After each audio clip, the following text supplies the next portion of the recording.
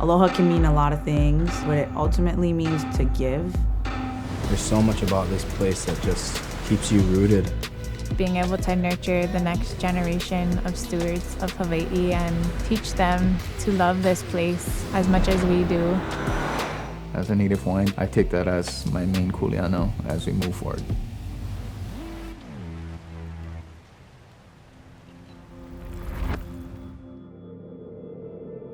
One day, I kayaked into Waimanu and literally went in there to only answer one question.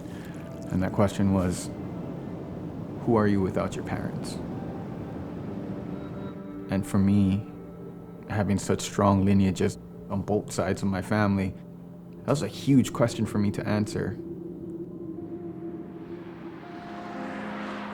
My family, they created this meeting point, which is in Keaukaha. And for me, I definitely look at Keaukaha as my piko, especially with my piko planted underneath this ulu tree in my yard.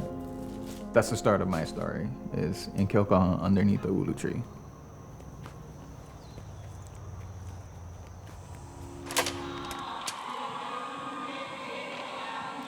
It was always known that you have to try your best to fulfill those shoes. But I do feel that growing up as a Kanaka, there was a certain amount of foundational knowledge that has always been offered to you.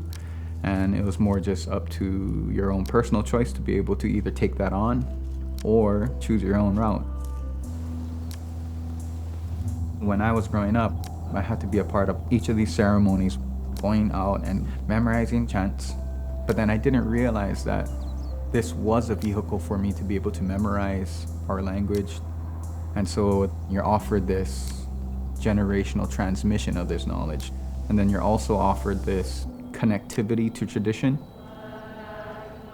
That's what I feel that with both my mom as well as with my grandma, Edith, as these vessels, they were able to bring these ceremonies which are avenues for our culture to flourish.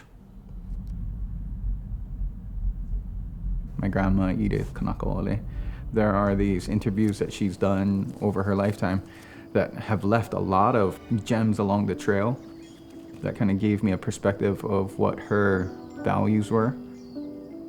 My grandma said, we have to educate.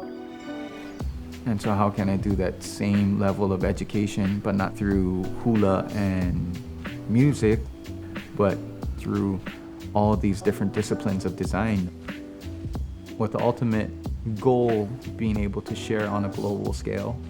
And that's the same goal that my mom had. She wanted her ukulaiha, she wanted that to be able to be respected on a global scale of dance. And in that same way, I take that same narrative and want to do that with design. Being a Hawaiian in this space, I think that the key thing is that you have a relationship with your land. We're still really rural here in Hilo, and we still have a connectivity to subsistence living, and that idea of still going to that same gathering spot generationally to either hunt for pig or throw a net. Each of these cultural practices have their own lessons that they teach you in itself. You look at each of these and start to implement those same values into the workplace. That's a way of kind of bringing these ancestral models, but bringing them into a modern context. Maybe the separation between tradition and innovation is actually a Western concept, because here it's not separated. It's actually, if you go through the rigor of tradition, then you're allowed the privilege of innovation.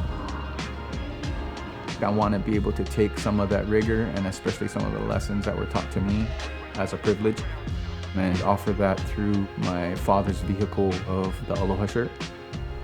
Ideally, as a Native Hawaiian designer, I take that as my main kuleana as we move forward.